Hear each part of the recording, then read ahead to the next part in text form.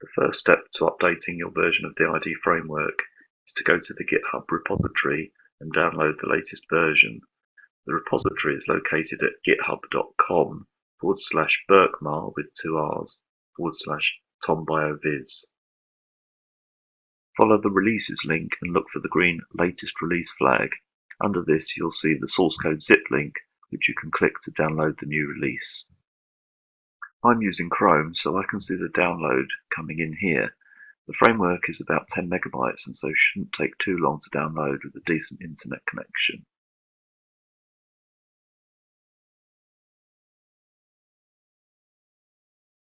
Once the framework zip file is downloaded, I need to unzip it to a convenient location on my computer.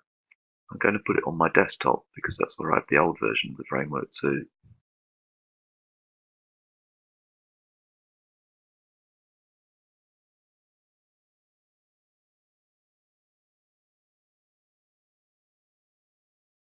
So here is the folder for the newer version of the framework on my desktop, and here is the older version. The next thing to do is move the knowledge base I'm working on from the old version into the new version. So I'm going into the folder for the old version and then into the KB folder.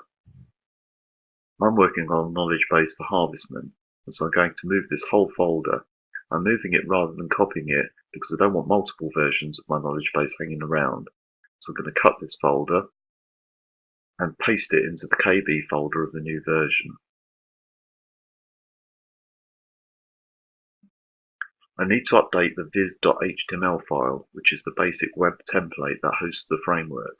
So open this in an editor such as Notepad and change from the default Biscuits knowledge base to the knowledge base that I want to work on, which in this case is Harvestmen.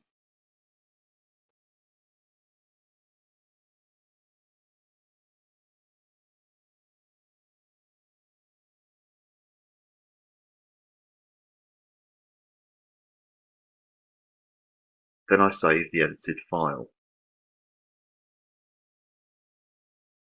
The final step is to start the local web server on the folder for the new release. I'm using the Chrome Webserver app, so I'm going to start that.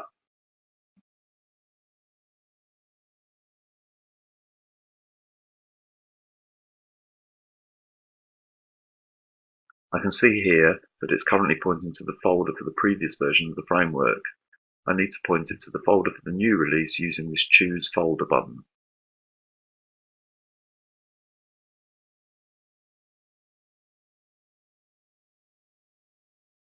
Then I can click on this link here to start the web server and select the viz.html file to start the new version of the framework with my Harvestmen knowledge base.